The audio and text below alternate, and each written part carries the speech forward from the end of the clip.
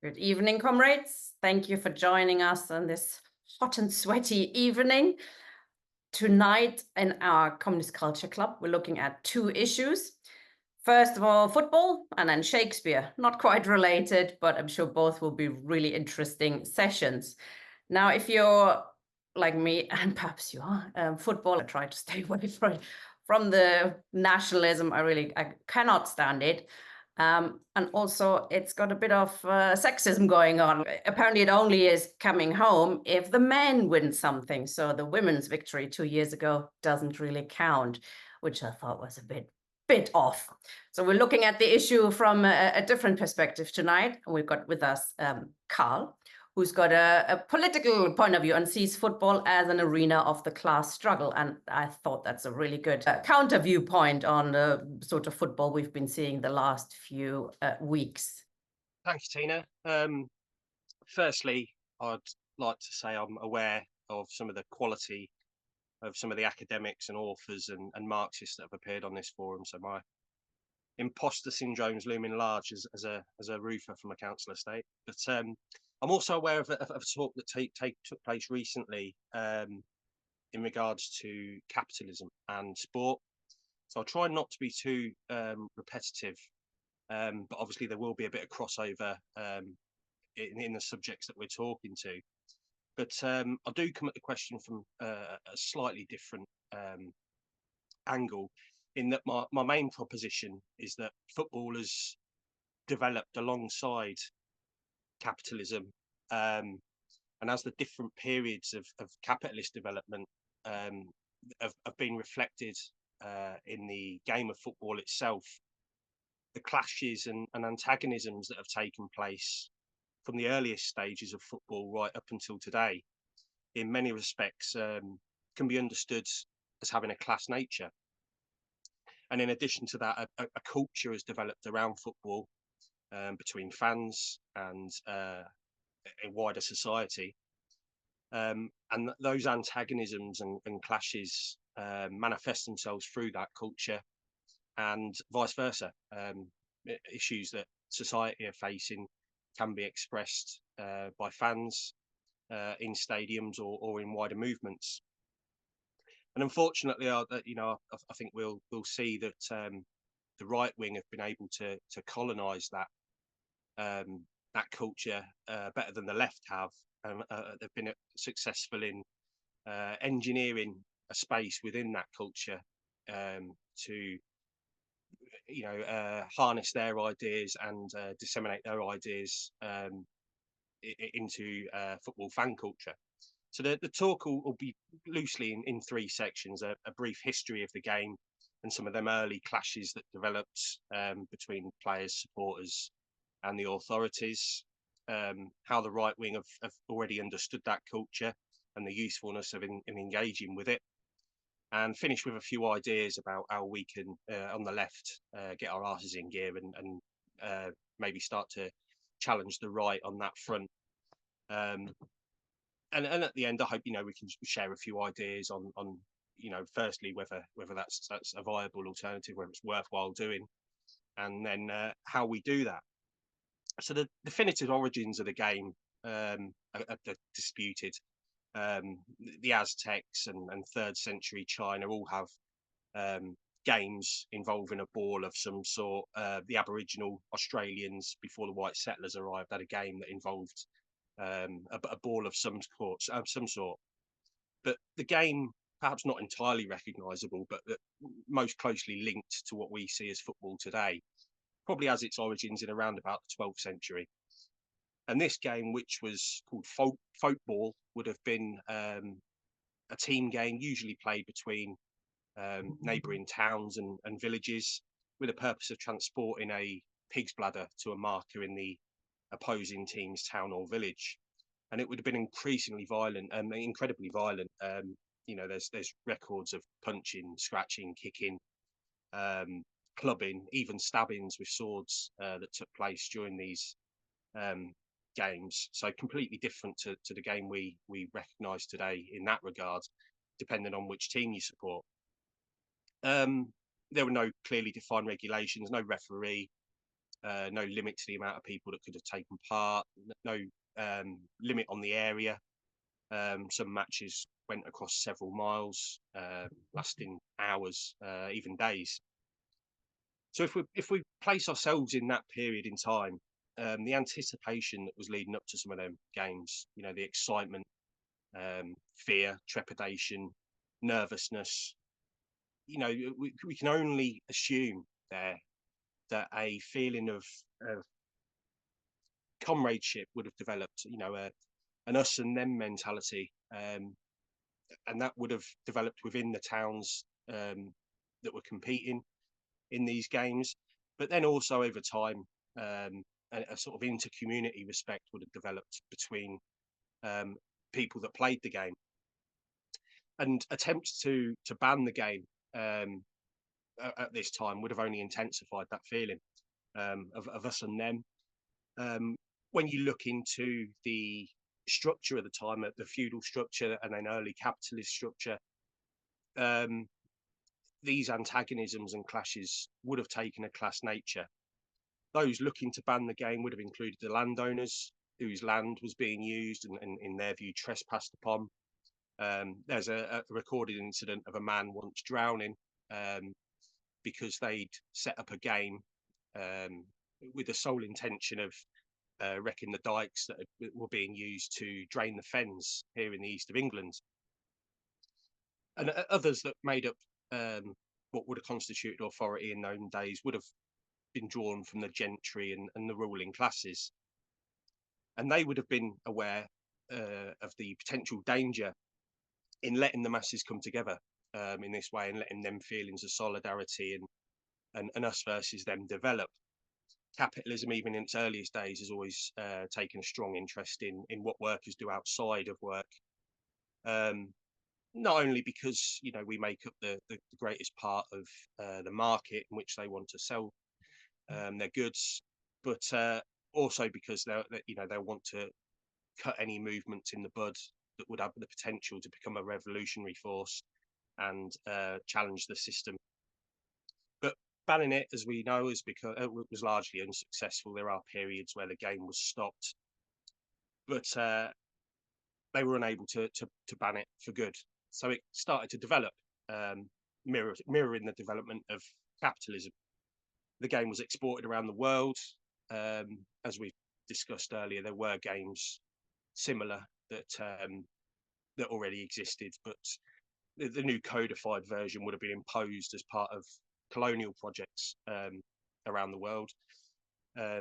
Neoliberalism would have been reflected in the game through the introduction of markets and privatization of clubs and leagues, private ownership of grounds and facilities, and then the big business ownership of clubs, which led to them being used as assets, possibly to be stripped, to make incredible amounts of money from as it started to develop into an industry.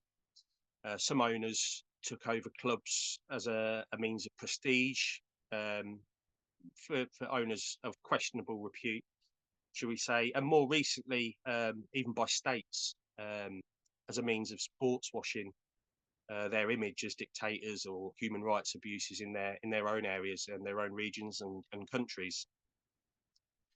So even in the earliest days, a counter movement by ordinary people would have taken place among the masses.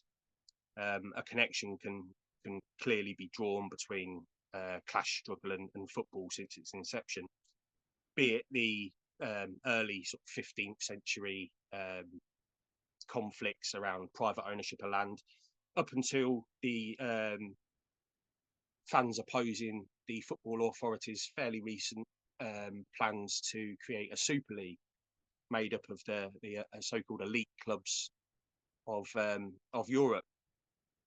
So in that last example, I think the general gist of what I'm trying to say is what we saw there was mostly working class, ordinary people demonstrating against the plans of the authorities and people in power who were looking to take something away from them in order to increase their already obscene wealth. And my proposition basically is, what is that if it's not class struggle? And And in the extreme examples of the period of hooliganism in the 80s, 70s and 80s in Britain, that saw a expression of that class culture. Had their own symbols and rituals and fashions, a way of life and identity. I contend that those were a counter movement to the deindustrialization, the unemployment, attacks on working class institutions that were carried out by Thatcher and alike, which left working class communities with little else other than their club through which to express their identity and their anger and frustration. And some of those symbols are still prominent today. The use of the Union Jack, for example, which had later connotations with the far right. And as a result, some left-thinking football fans see that aspect of fan culture as nationalist and negative. I think that's what Cher was alluding to in her introduction.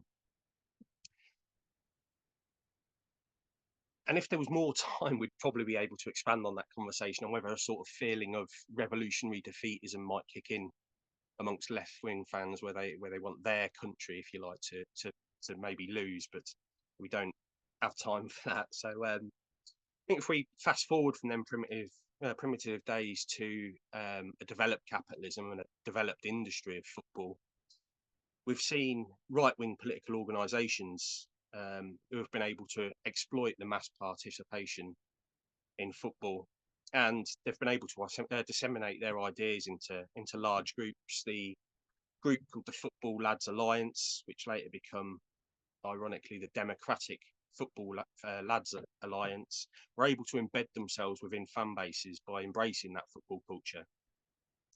They're then able to incorporate the ideology and prejudices directly into the movement. And they often preyed on real societal issues and political issues, and then take them onto the terraces.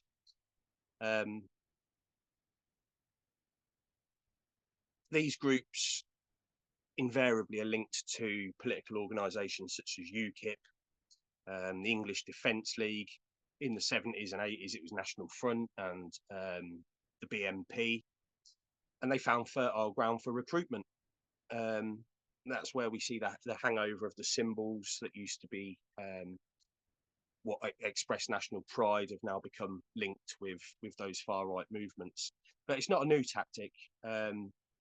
It's something that they've learned from past examples of far right, fascist, racist regimes and people in power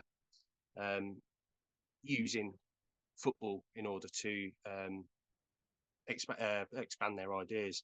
Most obvious will probably be the Roman hierarchy using gladiatorial fights and animal hunts to ingratiate themselves with the masses. But when looking at football specifically, the best example would probably be Mussolini in Italy. As a former journalist, he understood the important nature of shaping class consciousness, and he did this with football in the 1920s and 30s in order to reshape public consciousness and make it look on fascism, his fascist regime, favourably. Through propaganda, he was able to foment nationalist sentiment by associating it with the sporting success of the team. Italy won the 1934 and 1938 World Cups and the football in the 36 Olympics. People older than me may be able to say that this was on merit of pure sporting ability. But Mussolini took no chances with that anyway. It's widely claimed that he influenced the sporting bodies, the organising institutions and the referees to guarantee that he got that success.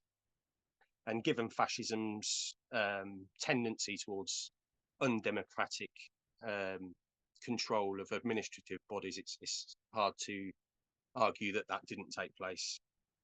In the 1938 final, it's believed that he gave a talk to the players and demanded that the team win or die. And when Italy did win, the opponent goalkeeper, a Hungarian, is reported to have said, "I may have let in 4 goals, but at least I saved their lives." And what he was able to do so successfully was to take what he was achieving in football back into wider society. The team wore a black kit to resemble the colours of fascism. They displayed Roman salutes before games, and these images were shared widely across all the propaganda around the country. And to give an idea of how easy that could be to do, if you think back to the lead up to last Sunday's final, all TV, news, radio, newspapers, all geared towards this frenzy of national pride. Whether you engage with football or not, it was coming into your homes via the radio, via TV, via your newspaper. So whether you weren't involved in football, it was hard not to be taken in with this. And you can see how easy that could have, with a slightest little push, been pushed towards more nationalism rather than national pride. Hitler also used this tactic, most prominently in the 36 Berlin Olympics, to promote his fascist regime on the world stage. Sporting success was portrayed as resulting from discipline and power, and that's easy to then filter that through to other aspects of life and create justification for the acceptance of fascist ideas. Here in Britain, the idea of discipline and power shows why some of the elite public schools favoured playing football for their students before it split into the two codes of rugby and football. Some would argue it split because a public school boy cheated and picked up the ball and ran with it, but I'm sure the rugby fans amongst you will tell me that that's just a historical myth. Franco did likewise in Spain. He cultivated and increased divisions that already existed in the lead up to the civil war there. He took the tactic of favouring certain teams and demonising others in order to put forward his ideas in a positive light. He picked Real Madrid. I don't think he was even a fan of football, but he understood that this was a route to large numbers of people that watch the game. There's other examples that I'm sure listeners will be able to point to and see for themselves. In today's political leadership, you've got Bolsonaro in Brazil, Erdogan in Turkey. All of these look for endorsement from leading players. We've seen photos of them in their election campaigns with the best players from their countries. They're just as important as some of the business leaders that they have their pictures taken with. And if you're on social media, you'll see that every time that England score, it is quickly accompanied by politicians in ill-fitting football tops, showing just how with the masses they really are, cheering and celebrating the goals. Starmer, often referred to in the papers of him playing football and supporting Arsenal and England. And as an example of how it flows the other way, current England manager or ex-England manager now, Gareth Southgate, got embroiled in political matters. The one that springs to mind will be the players taking the knee to show their support against racism. This was seized upon by the right wing as being woke, and it gained an echo within the fans, within the fan base, because they populated that area up to now. So we're able to put across their feelings on that in their way. Now, there's some on the left that think pastimes like football are designed to, or at least allowed by the ruling class, sort of bread and circuses trick of letting us engage in these, to oppress any sort of demonstrating or protest, and that a way, it becomes a distraction We shouldn't have anything to do with it. We should be concentrating fully on the route towards revolution. But whether that's true or not, I think's a little bit irrelevant, really, because the fact is football's watched by millions and attended by millions across the world. It creates a passion and devotion that is equal to religion in a lot of places. It's passed down through generations and goes right to the heart of communities around the world. So when I see fans campaigning against ticket prices, I see ordinary people demanding higher wages and demanding an end to the profiteering of big business when they're protesting against takeovers of their club. What's that if not fighting for more democratic control? When they take over the clubs themselves, is that not just a community form of working class control and organisation? Supporters clubs, they're trade unions, aren't they, for the fans? When fans are complaining about the thousands that died, the thousands of migrant labour workers that died building sports stadiums for a country that has a litany of human rights abuses, I see that as a fight for workers' rights and international solidarity. So there are, if you think about it, very few concerns that are faced by football fans, either directly or indirectly, which couldn't be addressed by the minimum demands of a socialist or communist organisation. So there are fan groups such as those of Rayo Vallecano in Spain, St. Pauli in Germany, Celtic in Scotland, who have a fan base with left-wing or progressive ideologies. They're not perfect. And some of them have actually formal constitutions for the fans with left-wing or socialist ideas incorporated into them, and they're dominant within their clubs. Some have to fight fascist organisations in the streets or on the terraces, and have managed to combine their communities with the football club on that basis. There's organisations such as the Football Lads and Lasses Against Fascism, the Trade Union Football and Alcohol Committee, who've worked hard to counter the right's dominance within football culture and politicised fan bases. So there is potential to organise within football fans, within football culture. We've seen how easy it spills out into wider society. So we wouldn't be closing ourselves off in any way to a number of people, even though that is, we are talking about millions around the world. So I'll end by saying, I know sometimes it can be hard for people when they're seeing drunken louts throwing plastic chairs around some town centre somewhere during a major tournament, but you might not see the sort of revolutionary potential that has. But the right wing have, they've seen how that can be used and harnessed for their purposes. So I think the least that we can do on the left is give that a go. So I think I'll leave it there. I hope it can generate a bit of discussion around the ideas of whether football is an arena for politics and how the left organise within that. Thank you. Thank you very much, Carl. Yes, it is. And I want to apologize for my slightly Philistine introduction. It's just the nationalism of, international sports event, I think is a bit much sometimes.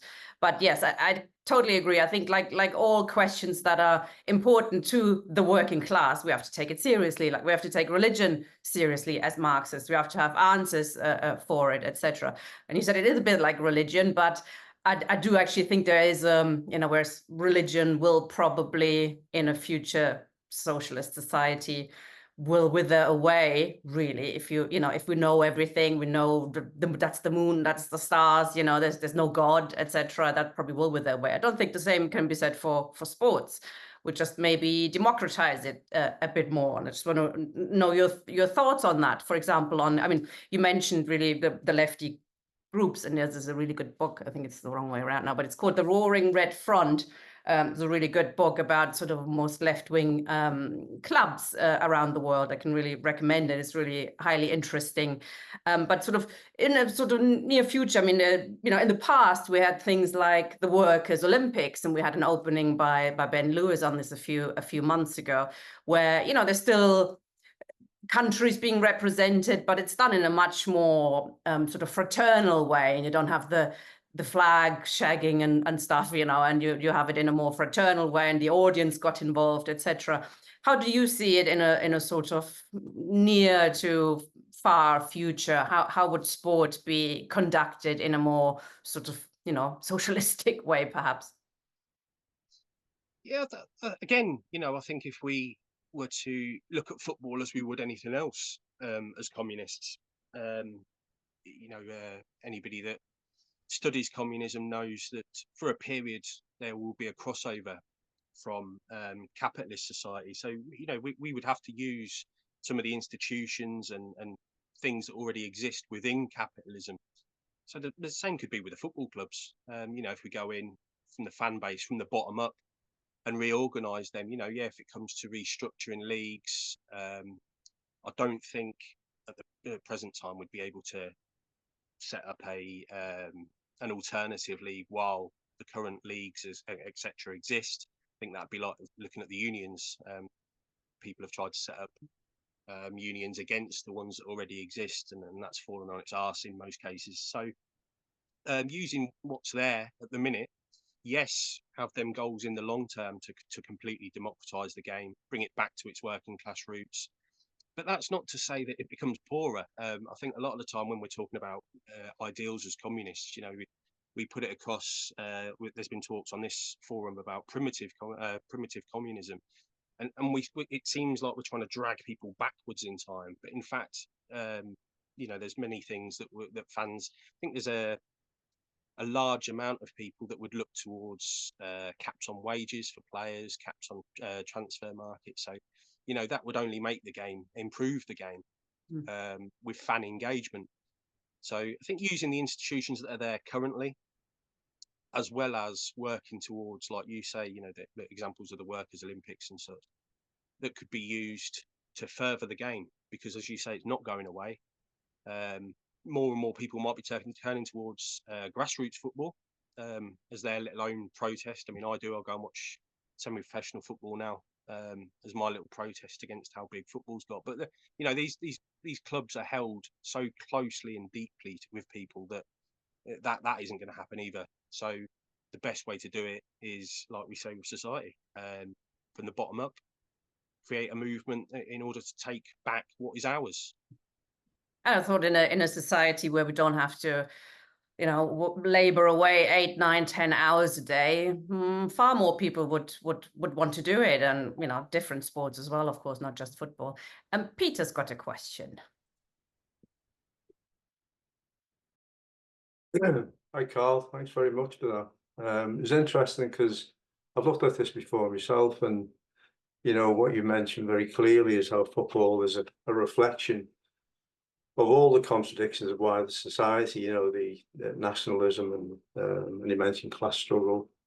It's obviously racism as well, which you touched on, and it kind of reflects different transitions in society. As you mentioned, the early folk football as well, which had no rules, but then there was, those particular societies weren't didn't have a fetish on rules about the boundaries of where the game should be played across villages and all the rest of it. And so it's a different beast today, isn't it? Because it's capitalist society. So that gets me to my point that how are you defining class struggle? So, because is it in Marxist terms? Because when I look at, you go to the match or you look at football supporters, and they can be from different class. Most of them are working class, but they can be cross-class, so-called middle class, and even people with small businesses and that kind of thing can be, really kind of like keen football fans, season ticket holders attending and see themselves as traditional fans. So I was just wondering how you defined class and class struggle. And do you think there's any traction in seeing class struggle, just to add to that, as being premised, because it is capitalism, is premised on, you know, the commodity form, the football. You know, there's a struggle over the commodity form of football. Is any traction in kind of cement the class struggle to that, so we can distinguish between classes, by commodity form, that in many ways people see football as a kind of a community asset, to use a capitalist way of looking at it, but basically they're saying it's an object which has use value and it has a social end, but at the same time it exists as a business. So it's there to pursue profits, value, if you like. And so the commodity form has that rupture, that conflict. And in many ways, because rarely do clubs make a profit, elite clubs, and definitely clubs lower down don't. They rely on, the kind of transfer of money down the system, if possible, from the EPL to survive, or do rely on fans bailing them out. So, but even at elite level, they really make a profit, and even the owners say they're not owners really. The kind of moral agents, the custodians, and the fans believe that they're the real owners. So it is a funny old business, and that reflects itself in it being a funny old commodity. And maybe that's the traction we need to develop a class analysis out of that. So it just ask your opinion of that. Thanks, Peter. That's all we've got time for in terms of questions on this issue. So do you want to reply to Peter? Thank you. Yeah, excellent points, and I urge people to go back and watch the session that Peter contributed to. He makes some excellent points, really starting at the basis of as he's touched on there, how we view things. So this would come down to opinion, how you interpret, as you said, what constitutes a class. If we really wanted to have a macro look at it, you could say, you were making examples of small shopkeepers and stuff that go and watch football and might stand next to you. And when you're looking at a revolutionary movement, that middle strata has a choice to make, doesn't it?